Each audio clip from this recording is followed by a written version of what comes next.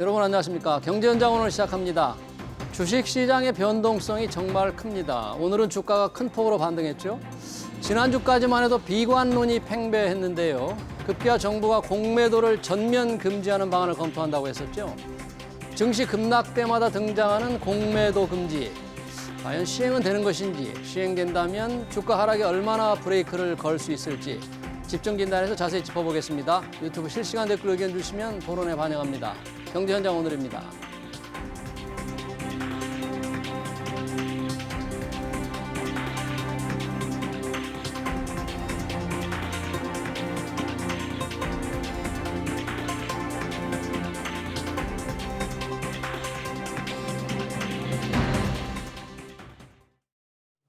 네, 공매도 금지 여부를 토론하기 위해서 두 분 모셨습니다. 김득희 금융정의연대 대표, 그리고 이인철 참좋은 경제연구소장 나오셨습니다. 어서 오세요. 반갑습니다. 네, 반갑습니다.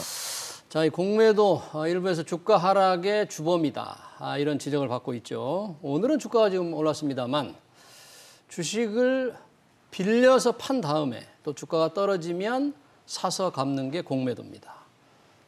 지금 개미 투자자들 공매도 금지해달라 자꾸 요청을 하고 있는데 우선 저희가 이 토론의 주제인 만큼 공매도 금지를 해야 되는 건지 지금 상황이 맞는지 우리 김득희 대표님 이 문제에 대해서 많이 연구를 했는데 지금 공매도 금지 필요한 시점입니까? 저는 좀 필요하다고 보고 있는 게 9월 달에 주가가 코스피 기준으로 해서 12% 정도 빠졌거든요. 뭐 급락했다고 볼 수가 있는데 사실 2200선도 무너진 상황에서 윤석열 대통령의 공약 사항 중에 하나가 서킷 브레이크 제도가 있었어요. 공매도에서. 서킷 브레이크. 네. 네. 그러니까 우리가 지금 코스피나 코스닥에서 주가 변동이 한 10% 이상들 일어나면 서킷 브레이크를 발동을 해서 20분간 거래를 중단하듯이 이걸 차용을 해서 공매도에서도 일정 부분 등락이 있으면 서킷 브레이크 제도를 도입하겠다라고 했고 100대 검토 인수위에서 공약으로 국정과제로 들어가 있는 상황이라 보니까 사실은 지금 이 조건이 충족하지 않느냐라고 보고 있고 개인들 같은 경우에는 지금 12%가 빠지면서 공매도가 40% 이상 급증하다 보니까 이 주가 하락의 가장 큰 원인이 물론 미국 금리라든가 환율이라든가 여러 가지 복합적인 요인도 있지만 공매도도 일정 영향이 있다라고 생각하고 피해의식들이 작동하고 살려달라는 입장에서 공매도 금지해야 된다라고 주장을 하시는데 저는 일면 타당하다고 보고 있고요. 예. 그래서 이 공매도가 좀 시기가 좀 늦었지 않았나 이렇게 오히려 보고 있어요. 차라리 미국 금리가 지금 3연속 자이언트 스텝으로 올랐지 않습니까? 그걸 발표했을 때 주가는 떨어지기 시작을 했거든요.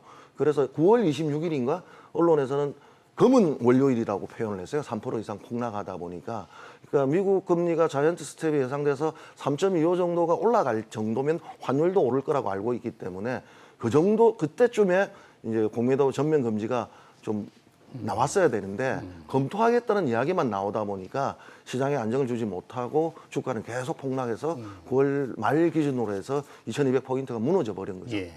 그러니까 시장 좀 살려달라. 공매도가 주가 하락의 주범이어서 좀 먼저 금지를 했어야 되지 않나 하는 주장을 우리 김 대표님 펴셨고 이인철 소장님 어떻게 보세요? 또 공매도 논쟁이 불거지는 거 보니까 또 침체장이 왔구나. 한쪽에선 곡소리가 나고 있구나라는 걸 이제 절실하게 느끼는데요. 예. 득실을 좀 따져볼 필요가 있다. 우리나라가 시장에서 이제 공매도 전면 금지를 선포한 게 3번 있었거든요. 3번. 예. 네. 2008년 글로벌 금융위기 당시, 그리고 2011년 유럽발 피그스라고 불렸던 위기 당시, 그리고 2020년 코로나 팬데믹 당시였는데 공매도는 사실 순기능과 역기능이 뚜렷합니다. 순기능을 찾아보면 하락장에서 누구도 시장에 참여하려고 하지 않아요. 유동성이 줄어듭니다. 최근 뭐 주식시장 거래량이 반토막이 났을 정도로 네. 거래기 준 상황에서 유동성을 공급하는 공급자 역할을 하고요. 또 하나가 부정적 정보를 가격에 빨리 신속하게 반영을 해요. 결국은 이 얘기는 뭐냐? 버블 방지를 통해서 투자자를 보호하는 측면이 분명히 있거든요. 그런데 물론 역기능도 있습니다. 이 주가 하락에 베팅하다 보니까 주가 떨어질 때 더 떨어진다. 라는 이제 오명을 쓸 수 있고 또 하나가 이게 기울어진 운동장, 이른바 이제 외국인들의 전유물이냐, 기관만 하고 기인은 소외돼 있다라는 비평, 그리고 또 하나가 이제 반대 매매처럼 결제 불일행에 대한 위험이 늘어나는 게 있는데 이 공매도 금지에 대해서는 효과에 대해서는 사실 좀 전문가마다 의견이 달라요. 근데 이제 해외 사례를 좀 보게 되면 정책의 일관성, 대외 신인도, 글로벌 표준을 좀 보게 되면 예. 공매도를 이렇게 개인 투자자들이 원한다고 해서 증시 하락기에 이제 증시 안전판 역할을 하기 위해서 하는 경우는 드물다. 드물다. 네, 드물다는 거예요. 그래서 불편한 진실을 말하자면 우리가 지금 경제 규모 면에서는 예. 그리고 이제 증시 거래량 면에서는 거의 선진국 수준이에요. 글로벌 탑10 안에 들어가지만 적어도 글로벌 이제 투자가들의 어떤 이 스탠다드 지표면 글로벌 이제 기관들 큰 손들이 이제 투자하고 있는 FTSE 지수나 MSCI 지수를 보게 되면 한쪽에는 FTSE 지수에는 선진 지수로 편입이 돼 있지만 MSCI 지수에는 우리가 신흥 지수로 편입이 돼 있어요. 이걸 가능한 한 좀 선진 지수로 옮겨가겠다라는 게 매 정부 때마다 시도했던 노력이에요. 예. 근데 지금 FTA 선진 지수조차도 우리한테 경고장을 보냈습니다. 뭐라고요? 자꾸 공매도 금지 조치를 지속할 경우 한국은 FTA 선진 지수에 제외시키겠다. 거기 선진 지수에도 빠질 수도 빠질 있다. 수 있다는 겁니다. 물론 이제 이 MSCI는 우리는 관찰 대상국에도 포함이 되지 않았어요. 여기도 마찬가지로 편입 불발 원인 가운데 하나로 이제 공매도의 지속 여부, 제한적인 공매도를 꼽고 있기 때문에 아마 금융 당국이나 아니면 이제 정부가 뭐 개인 투자자들의 반발을 고려해서 굉장히 이제 선뜻 이제 공매도 금지 조치도 아주 전향적으로 검토하겠다라고 얘기는 하고 있지만 내심 이게 지금 글로벌 스탠다드는 역행하는 것이기 때문에 개인 투자자들의 불만을 알면서도 좀 타이밍을 좀 저울질하고 있지 않나라는 생각이 듭니다. 소장님은 지금 공매도 금지할 적절한 시점은 아니라고 보시는 거네요. 왜냐하면 지금 이 사태에서 공매도를 금지한 국가가 아직 나타나지 않고 있거든요. 그러다 보니 왜냐하면 2020년 코로나 팬데믹 당시에도 공매도를 금지한 국가가 있고 미국이나 금지하지 않은 국가가 있어요. 그러면 두 개를 비교해 봤을 때 정말 공매도 금지한 국가가 더 주가가 덜 떨어져야 되는데 상대적으로 더 많이 떨어졌어요. 그래요? 그러면 예. 정말로 한번 그때 상황을 조금 돌아가서 우리가 공매도를 전면 금지했을 때 그게 코로나 때 2020년 3월이었죠? 예. 당시 전면 금지했을 때 개인 투자자들이 정말 원해서 했을 거 아닙니까? 시장은. 그건 개인 투자자가 오래서 한 게 아니고 국가가 정책적으로 판단을 한 거죠. 네. 왜냐하면 그러니까 코로나 위기는 미국발 금융위기와 동일하게 이제 본 거였고 사실 주가는 많이 무너진 상황이었거든요. 그때 1,700 이상 떨어지다 보니까 이러다가는 개인들 재산 손실도 떠나서 그러니까 정시가 너무 불안하니까 정시를 보호하는 차원에서 정책적 판단을 한 거였죠. 그런데 저는 오히려 코로나 시기에도 공매도를 금지했던 기간이 부분 금지하고 그다음에 전면 금지로 갔거든요. 시차를 두고 하다 보니까 오히려 그 기간에는 외인들이 평소에는 한 70% 정도 공매도를 했는데 한 90% 정도까지 들어왔어요. 그러다 보니까 코로나 시기에 주가가 제일 많이 빠진 나라가 우리나라라고 볼 수가 있는 거죠. 그러니까 다른 나라는 코로나로 인해서 영향을 받아서 주가가 그렇게까지 빠지지는 않았는데 일부 개미들 표현을 빌리자면 신석기 시대로 돌아갔다 주가가 그게 외국인의 공매도가 좀 영향을 미쳤다라고 보는 거죠. 이제 그러니까 90% 이상, 95% 이상까지 이제 온 거였고 사실상 이제 공매도가 금지하고 나서 일주일 뒤부터 공매도를 금지하면 주가가 오르느냐?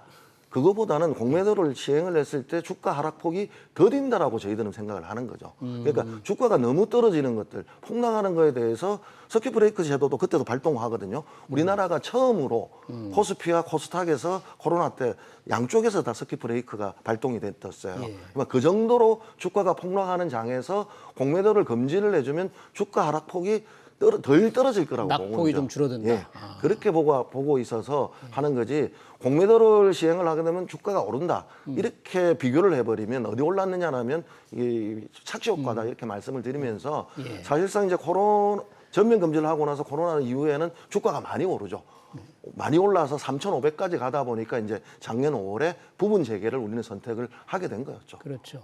지금은 이제 코스피 200, 코스닥 150에 제한적으로 한 종목에만 이제 허용이 돼 있는데 그러면 최근에 공매도가 굉장히 많이 늘었습니까? 지금 주가가 계속 떨어졌잖아요. 오늘 좀 예외지만 그렇게 떨어지는 장세에서 뭐 공매도 규모나 종목 이런 게 얼마나 늘었을까요? 맞습니다.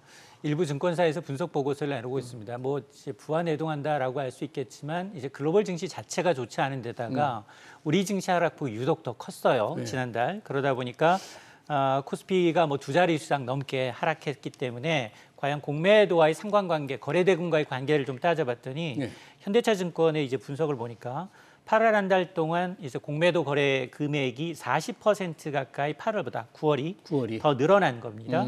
당연히 이제 말씀하셨던 것처럼 우리가 지금 제한적으로 코스피 200, 코스닥 150, 350개 종목이에요. 그러니까 전체 뭐 코넥스까지 합치면 3,500개가 넘는 기업 가운데 10분의 1, 10개 중에 1개 종목이지만 그게 다 대부분 시가총액이 높고 굉장히 이 비중이 높은 것들이다 보니까 주로 이제 상위 종목 보게 되면 뭐 삼성전자, SK 하이닉스, LG 에너지 솔루션 같은 게 상위권에 들어 있어요. 근데 주가 하락폭이 대부분 다 두 자릿수 내외로 떨어지고 있습니다. 자, 그러다 보니까 7, 8월만 하더라도 단기 베어마켓 랠리라고 해서 증시 하락기에 잠깐 반등했던 시절이 있어요. 그때 하루 평균 공매도 거래 금액을 따져봤더니 한 4천억 원 수준에 불과했는데 9월 들어서는 지금 6천억 원을 넘는 날들이 좀 보여요. 그러다 보니까 사실 뭐 하루 거래량이라는 게 증시 부침에 좀 있습니다만 평균 한 뭐 14억 주 이상, 적을 때는 7억 주까지 내려가거든요. 자, 이런 가운데 지금 한 하루 평균 거래 대금이 한 6천억 원 넘어간다. 네. 이렇게 되면 이게 이제 지난 2003년에 공매도를 한시적으로 금지했던 거래 금액과 비교한다 하더라도 33% 이상 늘어났다라는 것이어서 이제 공매도 특히나 비중이 높은 종목의 주가는 더 내릴 위험성이 있기 때문에 조심하라라는 이제 워닝성 멘트를 날린 건데 물론 뭐 일부 동의합니다. 왜냐하면 이제 주가가 대부분 이제 뭐 글로벌 전체 환경에서 우리나라만 유독 떨어지는 게 아니라 킹 달러를 추산하다 보니까 뭐 미증시를 비롯해서 글로벌 증시가 모두 다 좋지 않고 이 와중에 이제 국내 증시가 더 빠른 속도로 빠르게 내려가고 있기 때문에 그런데 그건 사실 원화 가치도 마찬가지거든요. 이제 환율도 비슷하게 이제 떨어지고 있어서 과연 그게 선후 관계를 원인을 글로벌 이제 긴축에 따른 어떤 부작용으로 경기 침체 우려로 볼 것인지 아니면 정말로 이제 공매도를 금지하지 않아서 하락폭이 더 커진 건지에 대해서는 논란의 여지가 있습니다. 그러니까 논란의 여지가 있지만 어떤 일반적으로 숫자만 보면 공매도 거래 금액이 9월 달에 뭐 거의 하루에 이제 6천억 넘게 되고 또 상위 또 시총이 높은 삼성전자라든지 LG엔솔 이런 데 공매도가 많이 몰리면 그 종목들이 주가 많이 또 떨어졌고 결과적으로 그러니까 개미 투자자들이 비난할 수밖에 없네요. 그렇죠. 그러니까 이제 삼성전자, LG엔솔, SK하이닉스 우리 대장주들이지 않습니까? 다 말씀하셨던 종목들이 여기서 무슨 경기 불안이 왔느냐, 회사가 경영을 잘못했느냐 이게 아니고 공매도가 늘어나니까 주가가 떨어지니까 그 믿음이 아주 강하게 작동하는 거죠. 사실 지금 정부가 고민하는 것들은 공매도 금지에 대해서 일반 주주들 달래기도 있겠지만 정말 하락폭들이 다른 나라에 비해서 정시 하락이 너무 크다고 보니까 연관관계를 말씀을 못 하셨는데 사실 미국 금리는 지금 3연속 자이언트 스텝으로 3.25에 와 있어요. 뭐 환율이 당연히 오를 거고 환율이 오르면 빠져나갈 건 예상이 되고 그러면 누구나도 공매도를 돈만 있으면 치겠다라는 생각들이 들고 있는데 금액은 증가했고 그리고 주가 하락으로 이어지다 보니까 이거는 종목을 가릴 수가 없었거든요. 9월 한 달은. 어떤 종목도 피하지 못하고 주가가 다 하락하다 보니까 전체 종목에 대한 상승을 바라는 게 아니라 주가 하락폭을 좀 늦추기 위해서라도 필요한 거 아니냐 이런 이야기들을 하고 있는데 미국 연준의 파월 의장은 명확하게 이야기하고 있습니다. 미국 금리 더 올릴 거라고. 그렇죠. 그러다 보니까 미국 금리가 오르면 당연히 또 한국 금리 오를 거고 환율 오를 거고 지금 오늘 주가가 많이 올랐다고 이야기하지만 분석을 해보면 외국인하고 거래 기간만 많이 올랐거든요. 외국인들만 샀어요? 네. 그러면 기관도 샀고 뭐 비자관 같은 경우에는 프로그램 매수로 들어온 것 같은데 개인들은 이제 무서운 거죠. 무섭다 보니까 정시의 불안한 정시보다는 사실은 지금 분석을 해보니까 예금금리가 많이 올랐어요. 그리고 더 오를 것 같고 그러다 보니까 은행으로 예금으로 지금 다시 백을 할 수 있는 환경도 있다 보니까 굳이 불안한 정시에 있을 수가 있냐 보면 개인의 이탈들은 더 일어날 것이다. 그렇게 보이다 보면 정시는 더 불안해질 수밖에 없기 때문에 정부 차원에서 이제 정시 안정을 어떻게 할 거냐를 가지고 정시 안정 펀드도 이야기가 나오기 시작을 하는 거고 공매도 금지도 나오는데 물론 정치적 요인도 있겠죠. 그러니까 일반 소액 주주들이 원하니까 거기에 대한 반작용, 주가 그러니까 윤석열 정부의 지지율이 너무 떨어지니까 이 영향 중에 하나가 주가 하락도 있다라고 보고 있거든요. 30, 40대 영향 중에서. 그걸 가지고 달래기 위해서 공매도를 금지한다는 영향은 저는 그렇게 크지 않다고 봐요. 지금 잘못하면 10월에, 11월에 4% 이상의 금리가 지금 오른다라고 예상이 되면 지금 환율 방어하기 위해서 총력을 다하고 있지 않습니까? 통화사업부도 체결하겠다 여러 가지들 이야기하고 국민연금과 사업부도 지금 체결한 상황에서 그게 안 되고 1,400원이 넘어버리니까 이제 1,500원 신호까지 오다 보니까 환율이 1,500원대로 가버린다면 정시는 더 폭락할 것이 예상되고 폭락하는 장에서 공매도가 더 들어올 것이 예상되기 때문에 정부 입장에서는 2,000선이 마지노선이 아니겠냐 이렇게 좀 보여지고 있고요. 그러다 보니까 소액주주들이 2,000선으로 떨어져야지 공매도를 금지할 거냐, 전면 금지할 거냐, 오히려 이제 이런 이야기들이 지금 나오고 있는 형국입니다. 그러니까 공매도 전면 금지를 검토한다고 했는데 뭐 언제까지 검토하나? 검토의 기준 시행하는데 무슨 어느 정도 선까지 떨어져야 되느냐? 야, 코스피 2,000? 좀 말만 앞세우는 게 아닌가. 저는 사실 금융권, 정치권까지 같이 하는 건 올바른 방향은 아니다라고 좀 보고요. 그다음에 지금의 하락장을 물론 뭐 공매도가 일조하는 부분에 대해서 사실 자본시장을 연구하고 있는 자본시장연구원은 극구 반대예요. 인과관계가 성립이 되지 않는다. 공매도를 금지한다고 해서 주가가 더 떨어지고 덜 떨어지지 않는다예요. 그건 이제 글로벌 이제 입증된 데이터가 없습니다. 없는데 최근 사실 우리나라에서 가장 이제 주식 투자 비중은 역시 반도체 아니겠습니까? 애플이 어닝 실적 경고를 했어요. 애플도 더 많이 떨어졌어요. 앞으로의 경기를 보니 증산할 수 없을 정도로 신형 제품에 대해서 감산하겠다라고 발표하니까 필라델피아 반도체 업종 지수가 떨어지면 거기에 소속된 기업들 우리에 그대로 영향을 미쳐요. 삼성전자, 오만전자가 위험하다라는 얘기가 나올 정도로 계속해서 매도하고 있고 그걸 고스란히 개인들이 받고 있어요. 그러다 보니까 체감적으로 보면 업황 전분의 문제를 이게 공매도의 문제로 굉장히 좀 이 아전인수격으로 해석하고 있는 건 아닌가라는 이제 우려가 좀 들고요. 사실은 다시 한번 공매도 전면 금지 카드를 여론 형성화가 앞서서 지적을 해주셨지만 이거는 이제 굉장히 우리가 글로벌 스탠더로 가는 그 방향을 계속 후퇴하는 거예요. 계속해서. 그래요. 우리가 그나마 채권 시장 같은 경우에는 세계 국제 지수의 관찰 대상으로 진입했잖아요. 그러면 굉장히 이제 우호적인 분위기가 우리가 이제 경상수지도 무시할 수 없잖아요. 자본 이전 수지계라고 해서 우리가 대외에 의존하고 있는 상황에서 국내 자본이 빠져나가기보다는 해외 자본이 들어와야 되는 상황인데 그러려면 수십조 이상의 이제 이 자금이 들어올 수 있는 그 길을 터줘야 되는데 우리는 늘 박스피예요. 우리가 박스피를 돌파한 건 2020년 코로나 팬데믹 때 동학개미가 처음이었고 그러나 지금 결과론적으로 보면 지금 도로 박스피예요. 다시 한번 2,000선 무너질 수 있다라는 얘기가 벌써 나오고 있거든요. 이게 왜냐? 미국이 그러면 3, 4년 전에 계속 지지주였냐? 아니에요. 미국은 10여 년 전부터 한 번도 계단식 상승을 해왔어요. 그러다가 지금 고점 대비 20% 내외로 빠진 거예요.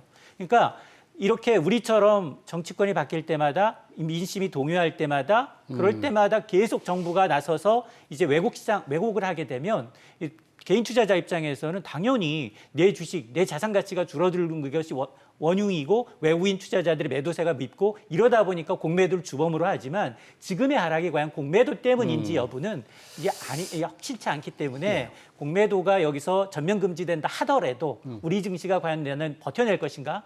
글로벌 증시보다 상대적으로 더 버텨낼 것인가? 전 거기는 의문을 표시합니다. 그러니까 글로벌 선진화 차원에서 볼 때면 공매도 금지가 지금 바람직하지 않다는 건데 혹시 공매도를 다시 전면 금지한다면 외국인 자금들이 그나마 지금 좀 떠나고 있는데 확 빠져나갈 우려 있지 않을까요? 아무래도 이 나라 이거 안 되겠는데 자본시장 룰을 이렇게 어기나 하고 혹시 그럴 수 있나요? 소장님 말씀하신 것처럼 공매도를 전면 금지해서 외국인 자금이 이탈한다 그건 아닐 거예요. 그러니까 이제 전체 세계적인 영향에 따라서 빠지는 거죠. 미국 금리가 4%, 기준금리가 4% 이상 올라간다면 그는 사실은 환율 바꿔가지고 환율 상승 예상되고 하다 보니까 자신의 이익을 위해서 빠져나가는 거지 공매도가 전면 금지되었기 때문에 빠져나간다라고는 볼 수가 없는 거라고 저는 생각을 하고요. 그건 철저하게 시장 논리로 작동이 될 겁니다. 환율, 금리 여러 가지 복합적 상황에서 외국인들은 선택을 하는 거고 사실 외국인들이 전문적 투자에 있어서 공매도는 해지 기능이거든요. 그러니까 내가 투자를 위험 분산했을 때 오르는 장에서도 위험할 때에 대비를 해서 분산 투자하는 것들인데 사실 해지 기능이 공매도만 있느냐 그게 아닌 여러 가지 제도가 있기 때문에 반드시 공매도를 금지한다고 해서 그 이유로 외국인들이 떠난다라고는 단정적으로 말할 수는 없다고 저는 보고 있습니다. 지금 공매도가 상당히 문제인데 이번에 정부가 지금 공매도 전면 금지 검토와 함께 내놓은 게 지금 증권시장 안정펀드를 다시 가동할 수 있다. 증시 하락을 막기 위해서 안정펀드를 가동할 수 있다. 이거와 지금 공매도는 굉장히 밀접한 관련이 있을 것 같아요. 맞습니다. 사실 이제 글로벌 코로나 팬데믹으로 이제 코스피가 1,700선 이제 위협받을 당시에 네.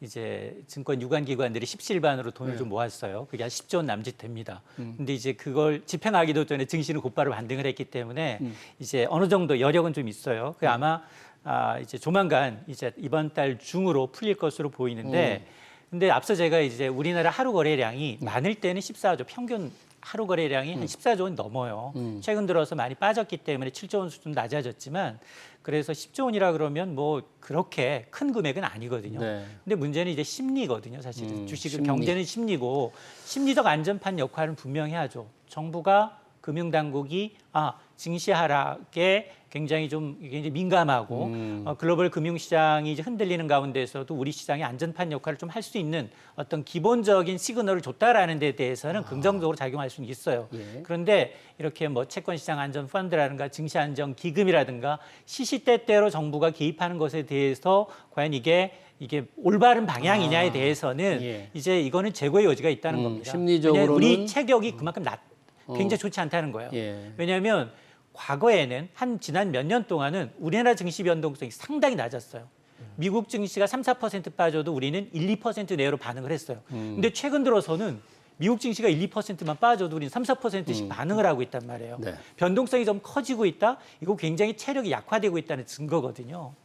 저는 이제 증시안정펀드가 심리적 영향을 준다고 말씀을 하셨는데 증시안정펀드를 만약에 재가동한다면 재가동하고 공매도를 금지 안 한다면 이 증시안정펀드로 공매도 물량 받아주는 꼴이 되기 때문에 증시안정펀드를 만약에 재가동하려면 공매도를 금지해야 맞는 게 아닌가 이론적으로는 그런 생각 들어요. 두 개가 같이 시행을 하는 것들이 시장에는 더 안정을 주겠죠. 시그널을 주기 때문에 그걸 원하는 거고요. 그래서 소장님 해외 선진 자본을 생각한다면 전면 금지는 안 된다고 말씀하셨는데 저는 윤석열 대통령 공약 중에서 제일 마음에 들었던 게 공매도 서킷 브레이크 제도거든요. 그러니까 이게 어찌 보면 절충한 공약이 아닌가. 그러니까 이 조건에 달했을 때 그러니까 공매도가 금지가 되니까 우리는 뭐 전면 금지를 시키는 국가보다는 우리 체력에 맞게 만들었기 때문에 이걸 좀 검토만 한다고 했는데 지금까지 검토만 하다 보니까 시장에서는 좀 불만이 많기 때문에 이걸 좀 더 정밀하게 만들어서 내면서 같이 정시 안정 자금과 활성화와 간다면 저는 뭐 주가가 올라갈 거다 보다는 그런 차원보다. 주가가 떨어지는 거에 있어서 어느 정도 방어할 수 있는 효과가 있지 않겠느냐 이렇게 보는 거고요. 네. 소장님 말씀하신 동의되는 게 좀 이해가 안 됐던 게 코로나 그 경우에서는 미국이 떨어져도 우리는 올라와서 3,500까지 갔거든요. 그러면 우리는 지금 이 국면에서 뭐 바뀐 게 없는데 왜 떨어지냐에 대해서 정말 우리 체력이 나빠졌는지 아니면 우리 시장이 불공정한 건지에 대한 문제가 있는데 저는 이게 반드시 작동했다라고 보지는 않지만요.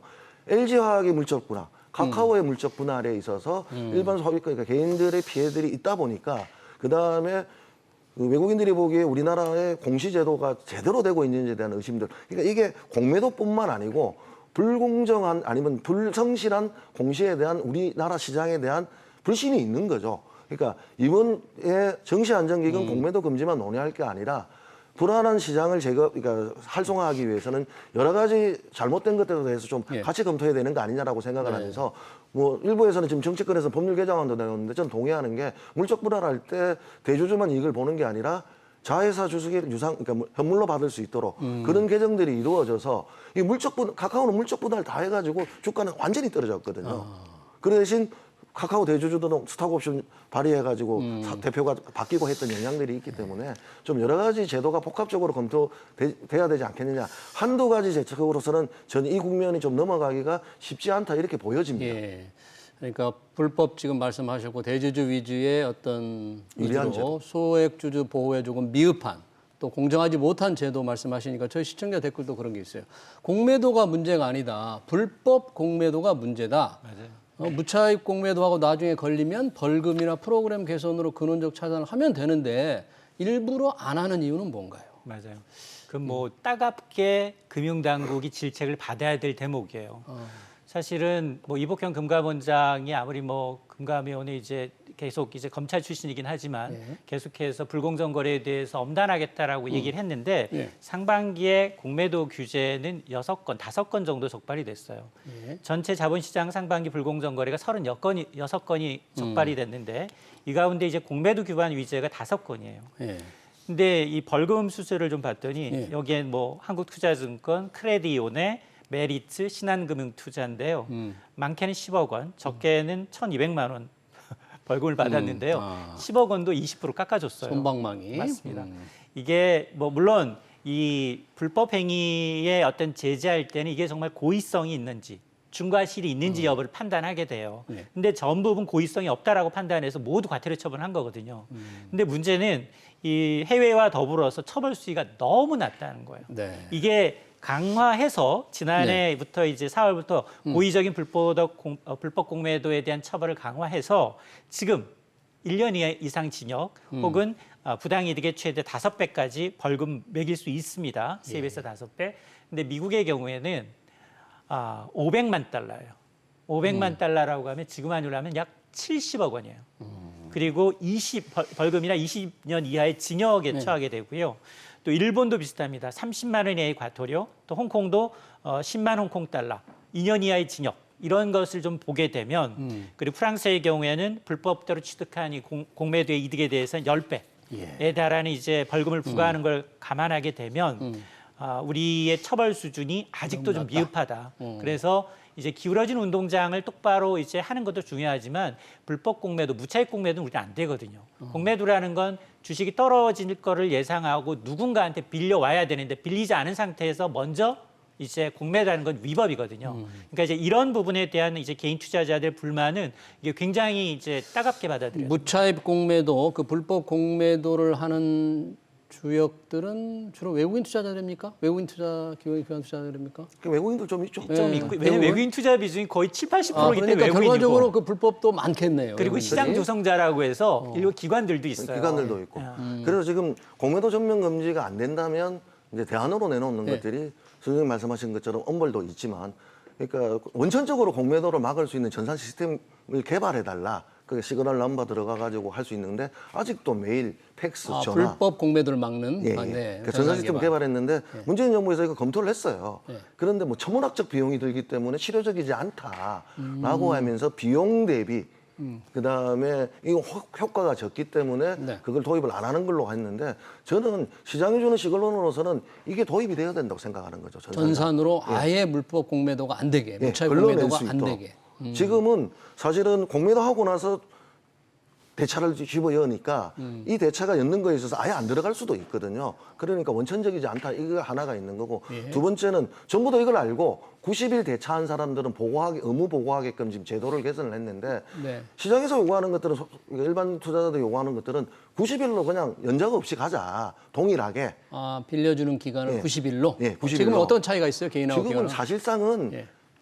제한이 없죠. 기관 투자가들은 기관 투자자나 외국인들은 개인들은 90일로. 개인들은 90일로 해서 정확하게 결계안이 있는데 그건 무조건 갚아야 되는 거죠. 근데 저쪽 외인들이나 기관들은 기간 제한이 없다 보니까 네. 계속적으로 하다 보니까 공매도를 들어올 때 그냥 무차별적으로 들어오는 거 아니냐 공정하지 때문에 않다. 공정하지 네네. 않다 이렇게 있는 건데 이 공정성을 개선하기 위해서 윤석열 정부는 뭘 내놨냐면 140% 담보 비율을 120%로 낮추겠다. 근데 개인들은 이걸 원하는 게 아니거든요. 그러니까 시장을 공정하게 해달라고 하더라도 그 기울어진 운동장이 공정하더라도 나는 개인들은 공매도에 들어갈 확률들이 적다고 생각을 하는 거죠. 오히려 슈퍼개미. 들만 공매도에 들어가다 보니까 이 공매도 시장이 기울어진 게 암만 바로 잡아준다 하더라도 나는 그게 안 들어간다고 생각하니까 일반인들은 사실 해치 기능들이 잘 작동이 안 되죠. 그러다 보니까 정말 공매도가 금지되는 거에 대해서 믿음으로 갑니다. 데이터가 아니고요. 내가 손실 났기 때문에 이 장에서 내가 죽을 것 같으니까 공매도를 지금이라도 살려달라는 입장에서 전면 금지를 해달라고 하는 거고 그게 안 된다면 원천 금지 동일한 조건, 동일한 90일 조건. 대차 기간을 한다든가 좀 엄벌. 그러니까 미국처럼 프랑스처럼 엄벌을 해서 아예 나중에 했을 때 죽는구나. 아니면 회사가 진짜 위험할 수 있구나 해서 그걸 제어할 수 있는 징벌이 필요하다. 이렇게 이제 세 가지가 세트로 움직여야 된다. 공매도 전면 금지가 안 된다면 어떤 방법이 필요하냐? 동의하십니까? 우리? 저는 사실은 우리가 20, 30년 전만 하더라도 전 세계 파생 선물 상품 거래량 1위였어요. 우리나라가. 왜냐? ELW라는 이 파생 옵션 상품에 굉장히 많은 개인 투자자들이 투자를 하다가 그걸 예. 폭락을 했거든요. 이때부터 정부의 규제 때문에 굉장히 위험성 높은 상품을 줄였어요. 예. 그래서 1위이던 게 갑자기 쑥 10위권 밖으로 밀려나요. 자, 그렇게 굉장히 도박성이 강하기 때문에 저는 사실은 공매도 앞서서 공매도를 굉장히 뭐 기관이나 외국인처럼 기울어진 운동장을 바로잡는다 하더라도 예. 여기에 뛰어드는 사람은 선수라고 하는 이른바 큰 손들이에요. 큰 손들이기 때문에 이 시장은 자본력의 싸움이고 예. 자본력의 싸움이고 정부의 싸움이기 때문에 뉴스를 얼마나 빨리 반영을 해서 먼저 차익을 얻는 사람이 이득이어서 이게 제로섬 게임입니다. 그래서 일반 투자자들이 하기는 어려워요. 그러다 보니까 계속해서 문턱을 높여서 지금은 파생 상품이든 선물 시장에 투입하기 위해서는 사전 교육을 받아야 됩니다. 예. 이제 금융협회에서 요구하는 교육을 이제 일정 부분 이수한 분들만 하게끔 돼 있거든요. 그러니까 가능하면 저는 우리 개인 투자자들이 굉장히 위험한 시장에 빠져들지 않도록 하는 게 가장 중요하고요. 예. 물론 기울어진 운동장을 해서 이제 여러 이제 투자자를 이 개인 투자자들한테도 이제 주식을 잘 대차해주는 빌려주는 네. 기관을 많이 만들고 지금 비중 이제 공매도 담보 비율을 낮추고 뭐 기간을 뭐 맞추고 이런다 하더라도 기울어진 운동장이에요. 어차피. 개인은 네. 어차피 외국이나 기관에 따라갈 수가 아예 없습니다. 하지 않는 게 좋겠다 그런 그러니까 저는 얘기네요. 개인적으로는 네. 개인 투자자분들은 공매도는 안 하셨으면 네. 좋겠어요. 잘 알겠습니다. 공매도 전면 금지 과연 필요한지 상당히 논란이 많습니다. 네, 지금까지 공매도 금지 토론 여기서 마치겠습니다. 김득희 금융정의연대 대표 그리고 이인철 참좋은경제연구소장이었습니다. 고맙습니다. 네.